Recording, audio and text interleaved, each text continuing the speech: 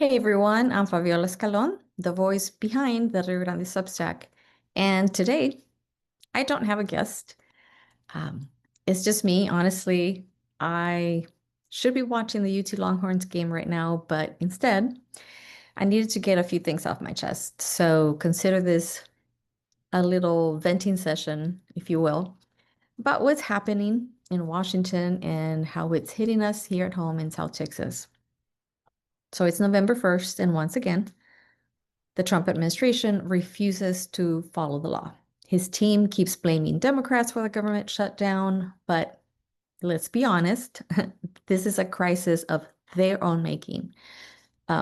We know that for the last 9 months, Trump has abused his power, broken laws, ignored court rulings, and now Americans who rely on SNAP, the Supplemental Nutrition Assistance Program, are paying the price. And yet, the big question, I just heard a reporter asking, will Democrats open the government first so that SNAP benefits reach people who need them? In other words, okay, open the government and then we can talk about healthcare later. Yeah, I don't think so. Because Republicans aren't even in Washington to negotiate. Number one, they are on vacation on our tax dollars. So, no, we're not going to make that deal. Not even a politician, but no, don't do it.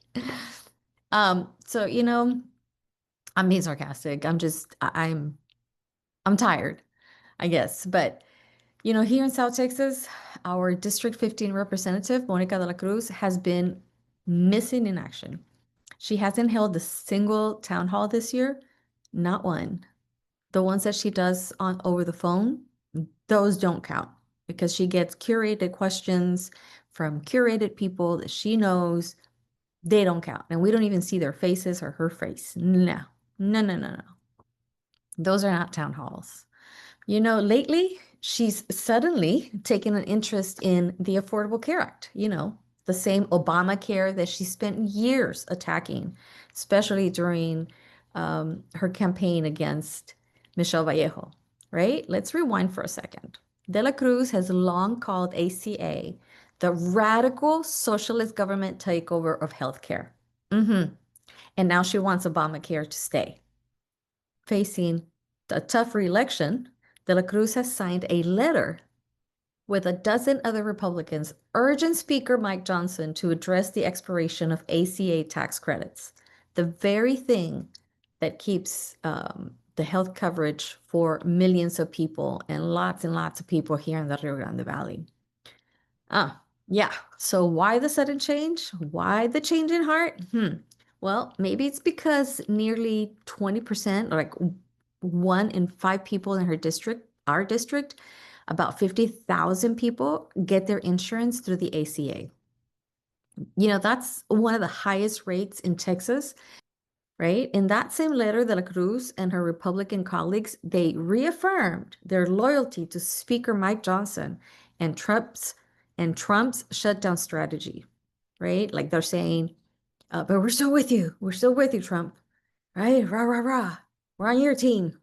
Awakening in that same letter, De la Cruz and her Republican colleagues reaffirmed their loyalty to Speaker Mike Johnson and Trump's shutdown strategy. This is what they wrote. We stand firmly behind you as you lead our conference towards ending the government shutdown. Okay, Monica de la Cruz, which is it? You can't stand with Trump and claim to stand working families at the same time, right? You cannot stand with Trump and claim to stand with working families at the same time. Meanwhile, she has been silent as SNAP benefits have lapsed. November 1st, remember? The benefits that 1 in 4 people in her district depend on. Instead of calling out her party or pushing Trump to comply with court orders to restore those benefits, she went on social media asking people to donate to food banks. And she ends with, God bless America. What the heck? What is that?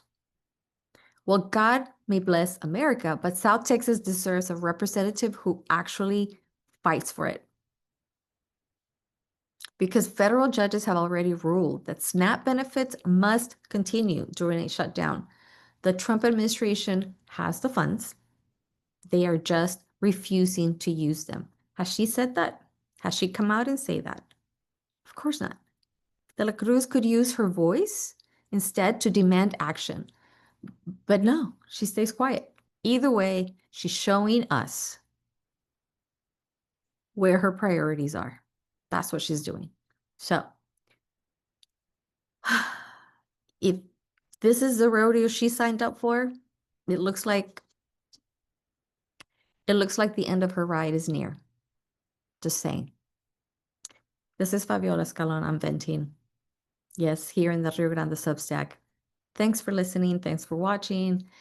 And remember, silence in the face of injustice is a choice.